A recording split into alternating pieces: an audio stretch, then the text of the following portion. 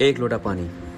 कहानी का नाम है चैत का महीना था। ग्वालियर राज्य का मशहूर डाकू परसराम अपने अरबी घोड़े पर चढ़ा हुआ था।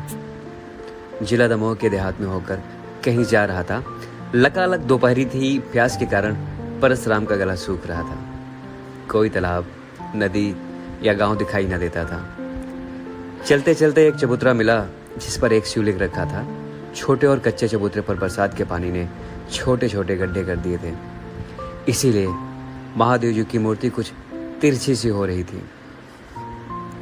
यह देख परसराम घोड़े से उतरा और उसे एक पेड़ से बांधकर अपनी तलवार से महादेव जी की पिंडी को ठीक पिटलाने लगा। परसराम बोला, महादेव गुरु जी हैं। परशुराम के गुरु थे, इसलिए मेरे भी गुरु हैं। वे भी ब्राह्मण थे, मैं भी ब्राह्मण हूँ। उन्होंने अमीरों का नाश किया है और गरीबों का पालन किया है, वही मैं भी कर रहा हूँ। मूर्ख लोग मुझे डाकू कहते हैं। धनवान से जबरन धन लेकर दीनों का पालन करना क्या डाकूपन है तो बना रहे। ग्वालियर राज मेरे लिए 5,000 का इनामी वारंट जारी किया है और भारत सरकार ने 25,000 का। मेरी गिरफ्तारी के लिए 30,000 का इनाम छप चुका है। वो लोग अमीरों के पालक और गरीबों के घालक हैं, इसीलिए मुझे डाकू कहते हैं। डाकू वे हैं या मैं, इसका निर्णय कौन करेगा। खैर, कोई परवाह नहीं। जब तक शंकर गुरु जी का पंजा मेरे पीठ पर है तब तक कोई परशुराम का गिरफ्तार नहीं कर सकता। लेकिन मैं आज प्यास की मारी इस जंगल में मर जाऊंगा क्या। मेरे 15 साथी जो सब पढ़े लिखे और बहादुर हैं, अपने अपने अरबी घोड़ों पर अपने अपने घोड़े पर चढ़े मुझे खोज रहे होंगे। जब वो मुझे इस जंगल में मरा हुआ पाएंगे तब वो नेत्रहीन होकर बड़े दुखी होंगे। बाबा गुरुदेव, क्या एक लोटा पानी के बिना आप मेरी जान ले लेंगे। तब तक एक बुढ़िया वहीं आई और उसके हाथ में एक लोटा जल था और लोटे के ऊपर एक कटोरी थी जिसमें मिठाई रखी हुई थी। परशुराम, बूढ़ी माई तुम कहाँ रहती हो। बुढ़िया कहती है, थोड़ी दूर पर शेखुपुर गांव है, बागों में बसा है, इसलिए दिखाई नहीं देता, वही मेरा घर है। जात की अहीर हूँ बेटा। परशुराम, यहाँ क्यों आई हो माँ। चबूतरे पर पानी और मिठाई रखकर बुढ़िया बैठ गई और रोने लगी। परशुराम ने बहुत समझाया तब वह कहने लगी, बेटा मौत के दिन पूरे करती हूँ। घर में एक लड़का था और बहू थी। मेरा बेटा बिहारी तुम्हारी ही उम्र का था। उसी ने यह चबूतरा बनाया था और कहीं से लाकर उसी ने महादेव यहाँ रखे थे। रोजाना पूजा करता।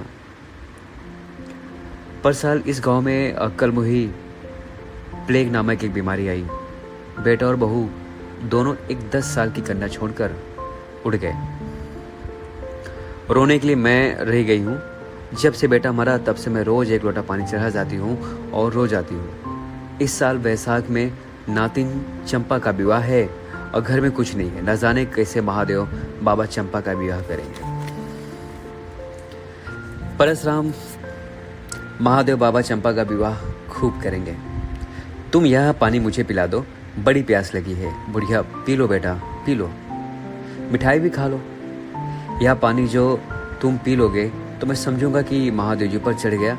आत्मा सो परमात्मा, मैं फिर चढ़ा जाऊंगी। पी लो बेटा, पी लो, पहले आप मिठाई खा लो। इतना कहकर बुढ़िया ने पानी का लोटा और मिठाई की कटोरी परशुराम के सामने रख दिए। मिठाई खाकर और शीतल स्वच्छ जल पीकर परशुराम बोला, चंपा का विवाह कब होगा माई।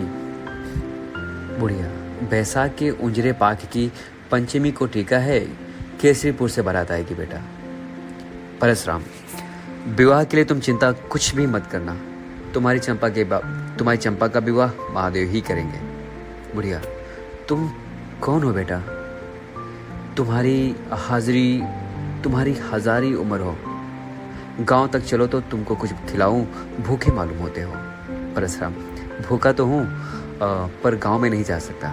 मेरा नाम परशुराम है और लोग मुझे डाकू कहते हैं। आगरे के कप्तान यंग साहब, जिन्होंने सुल्तान डाकू को गिरफ्तार किया था, 30 सिपाहियों के साथ मेरे पीछे लगे हुए हैं। मेरे साथी छूट गए हैं, इसलिए मैं गांव में नहीं जा सकता। जिस दिन चंपा का विवाह होगा उस दिन तुम्हारे गांव में 5 मिनट के लिए जरूर आऊंगा। बुढ़िया, तुम डाकू तो मालूम नहीं पड़ते, देवता मालूम पड़ते हो। घोड़े पर सवार होकर परशुराम ने कहा, अब ऐसा ही उल्टा जमाना है माई। उदार और बहादुर को डाकू कहा जाता है और महलों में बैठकर दिन दहाड़े गरीबों को लूटने वालों को रईस कहा जाता है। धर्मात्मा भीख मांगते हैं, पापी लोग हुकूमत करते हैं, पतिव्रताएं उदारी फिरती हैं और छिनालों के पास रेशमी साड़ियाँ हैं। कलयुग है ना। मैं चाहता हूँ मेरा नाम याद रखना, पंचमी को आऊँगा। यह कहकर परशुराम चले जाते हैं। बुढ़िया भी घर की राली महादेव पर जल चढ़ाकर उसने चंपा से परशुराम के मिलने की सारी कहानी बयान कर दी। गांव का मुखिया भी वहीं खड़ा था, उसने भी सारा हाल सुना। मुखिया ने सोचा, मेरा भाग जग गया, इनाम का बड़ा हिस्सा मैं पाऊंगा। थाने में जाकर रिपोर्ट लिखाई कि बैसाख शुक्ल पक्ष की पंचमी के दिन परशुराम शेखुपुर में चंपा के विवाह में शामिल होने आएगा। पुलिस द्वारा यह समाचार यंग साहब को मालूम करा देना चाहिए था। अगर उस रोज डाकू परशुराम गिरफ्तार ना हुआ तो फिर कभी ना हो सकेगा। चौथ के दिन बिहारी अहीर के दरवाजे पर 5 गाड़ियां आकर खड़ी हुई। एक में आटा भरा था, एक में घी, शक्कर और तरकारियां भरी हुई थी। एक गाड़ी में कपड़े ही कपड़े थे, तरह तरह के नए थानों से वह गाड़ियां भरी थी। चौथी गाड़ी में नए नए बर्तन भरे थे और 5वीं गाड़ी तरह तरह की पक्की मिठाइयों से भरी हुई थी। गाड़ी वाहन ने सब सामान बिहारी अहीर के घर में भर दिया। लोगों ने जब यह पूछा कि यह सामान किसने भेजा, तब गाड़ी वाहन ने कहा कि हम लोग भेजने वाले का नाम धाम कुछ नहीं जानते, हम लोग दमोह के रहने वाले हैं, किराए पर गाड़ी चलाया करते हैं, हम लोगों को किराया अदा कर दिया गया है, हम लोगों को केवल यही हुक्म है कि हम सामान शेखुपुर के बिहारी अहीर के घर में जबरन भरावें, बस, और ज़्यादा 3-5 हम लोग कुछ नहीं जानते। इस विचित्र घटना पर गांव भर आश्चर्य कर रहा था। केवल मुखिया को और बुढ़िया को मालूम था कि यह सब काम परशुराम का है। मुखिया ने थाने में इस घटना की रिपोर्ट लिखवाई और यह भी लिखवाया कि कल पंचमी के दिन सुबह को जब चंपा के फेरे पड़ेंगे, उस समय कन्यादान देने खुद परशुराम आने की उम्मीद में है, क्योंकि यह अभी तक खुद नहीं आया है। 5 मिनट के गांव में आने का उसने वचन जो दिया है, चाहे धरती इधर की उधर हो जाए, पर परशुराम वचन खाली नहीं जा सकता। चौथ की रात में ही मिस्टर यंग साहब अपने 30 मरकट सिपाहियों के साथ शेखुपुर में आधम के। उन सबों ने घोड़ों को सौदागरों का भेष बनाया था। मुखिया के दरवाजे पर वो लोग ठहर गए। गांव वालों ने जाना कि घोड़े के सौदागर लोग मेले को जा रहे हैं। मुखिया और चौकीदार के सिवा असली भेद को कोई नहीं जानता था। पंचमी का सवेरा हुआ। परशुराम ज्यों ही घोड़े पर चढ़ना चाहा, त्यों ही छींक आई। एक साथी का नाम था रहीम, बीए पास था, पेशावर का रहने वाला था। घोड़े की सवारी में और निशाना लगाने में एक ही था। रहीम ने परशुराम को रोकते हुए कहा, कहाँ जा रहे हैं आप? परशुराम, शेखुपुर चंपा का कन्यादान देने।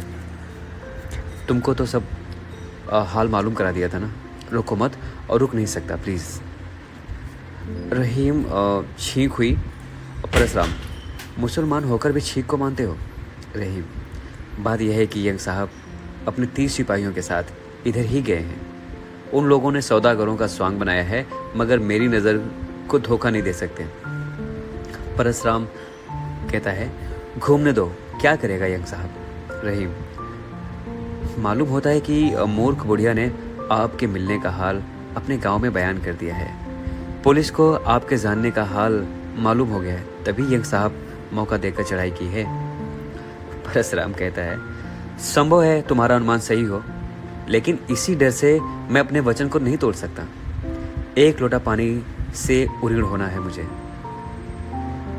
रहीम, अच्छा तो मैं भी साथ चलता हूँ। जो वक्त पर साथ दे वही साथी है। परशुराम, तुम्हारी क्या जरूरत है, तुम यहीं रहो। रहीम कहता है, मैं आपको अकेला नहीं जाने दूंगा, नमक हरामी नहीं कर सकता। आपकी जान जाएगी तो पहले मेरी जान जाएगी। दोनों घोड़ों पर सवार होकर शेखोपुर की ओर चल दिए। वे उस समय बिहारी के दरवाजे पर पहुंचे जब चंपा के फेरे पड़ गए थे और कन्यादान का समय आ गया था। अपने घोड़े की बागडोर रहीम को पकड़ाकर परशुराम उतर पड़े और घर में घुस गए। 5 मोहरों से परशुराम ने चंपा का कन्यादान सबसे पहले दिया और बाहर जाने लगे। गांव वालों ने जान लिया कि इस व्यक्ति ने ही 5 गाड़ियां भेजा था। श्रद्धा के मारे उन लोगों ने परशुराम को घेर लिया।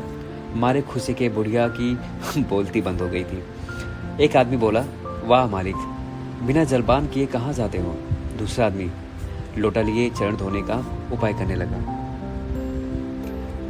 तीसरा आदमी परशुराम को बैठने के लिए अपना साफा धरती पर बिछाने लगा।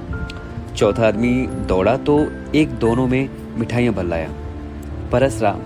परशुराम ने कहा, कैसे पागल हो तुम लोग? जिस कन्या का कन्यादान किया है उसी का भोजन कैसे करूंगा? इतना कहकर वे घर से बाहर आ गए। घोड़े पर चढ़ते चढ़ते परशुराम ने देखा कि यंग साहब ने सदल बल उनको घेर लिया है। परशुराम ने उनको ललकार कर कहा, गांव के बाहर आकर मर्दूमी दिखलाओ। इसके बाद रहीम के साथ परशुराम घोड़ों को एड़ लगाई और गांव से बाहर हो गए। साहब ने पीछा किया। सब लोग घोड़ों पर सवार थे। तरह गोलियां छूटने लगी। वे दोनों भी फायर करते जाते थे। परशुराम और रहीम के अचूक निशाने 5 सिपाही मार डाले। परशुराम को भागने का अवसर देने के लिए रहीम ने अपना घोड़ा पीछे लौटाया और वह सिपाहियों के साथ जूझने लगा। सब लोगों ने उसे घेर लिया। दनादन गोलियां छूटने लगी। 3 सिपाही रहीम को मौत के घाट उतार दिया। उसके शरीर में 4 गोलियां घुस चुकी थी। एक गोली घोड़े को लगी। घोड़ा और सवार दोनों ही मरकर गिर पड़े। तब तक परशुराम एक कोस आगे निकल गए थे। साहब ने रहीम को वहीं छोड़ा और परशुराम का पीछा किया। 3 कोस के बाद परशुराम दिखाई पड़े। साहब की गोली से परशुराम का घोड़ा घायल होकर गिर पड़ा। परशुराम पैदल चलने लगे। आगे था एक नाला, 5-6 गज का चौड़ा था और 30 हाथ गहरा था। बरसाती पानी ने उस नाले को खंदक का रूप दे दिया था। परशुराम ने कूदकर उसे पार करना चाहा, परंतु पैर फिसल गया। वे खंदक में गिर पड़े। किनारे यज्ञ साहब आ खड़े हुए। नीचे अंधेरा था, साफ साफ दिखाई नहीं पड़ता था। ज्यों ही साहब ने नीचे झांका, त्यों ही परशुराम ने गोली छोड़ दी। विक्टोरिया इंकलाब साहब तो बच गए, मगर उसका टोप उड़ गया। सिपाहियों ने गोली छोड़ी। परशुराम एक किनारे छिप गए। फायर खाली गया। साहब ने कहा, 30 हाथ गहरे गड्ढे में गिरा तो भी निशाना मार रहा है। शाबाश बहादुर, शाबाश। तब तक परशुराम ने आवाज के निशाने पर एक गोली छोड़ दी। साहब के पास एक सिपाही खड़ा था, उसकी खोपड़ी उड़ गई। साहब ने कहा, हमारे 9 आदमी काम आ चुके हैं, मगर डाकू का एक ही आदमी मरा। एक सिपाही था राजपूत। उसने आगे बढ़कर कहा, मिट्टी गिराकर डाकू को दबा देना चाहिए। आवाज का निशाना साधकर परशुराम ने गोली छोड़ी। राजपूत बेचारा मरकर गिर गया। साहब ने कहा, वेल परशुराम, तुम बाहर आ जाओ। हम तुम पर बहुत खुश है। तुम एक बहादुर बात का धनी आदमी है। हम तुम्हारे निशाने पर खुश हूं। परशुराम ने जवाब दिया, मैं अपना वचन पूरा कर चुका हूं। एक लोटा पानी से उरीण हो गया हूं। अब मरने का डर नहीं है साहब। अगर तुम डाका डालना बंद करने की कसम खाओ तो हम तुमको वायसराय से कहकर छुड़ा लेगा। इत्मीनान करो और बाहर आओ। तुम भी बात का धनी है, हम भी बात का धनी है। आज से तुम हमारा दोस्त हुआ। परशुराम बाहर निकल आए और आत्मसमर्पण कर दिए। यंग साहब ने उनको गिरफ्तार कर लिया और आगरा ले गए। कुछ दिनों मुकदमा चला, मगर यंग साहब ने परशुराम को साफ बरी कर दिया। परशुराम ने समझ लिया, अच्छा उद्देश्य होने पर भी आखिरी डकैती थी।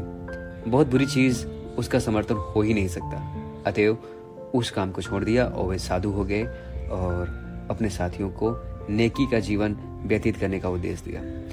परशुराम ने हरिद्वार में जाकर 5 साल तक घोर तपस्या की और सन 1965 ईस्वी में गंगा जी के बीच धारा में खड़े खड़े शरीर त्याग दिया।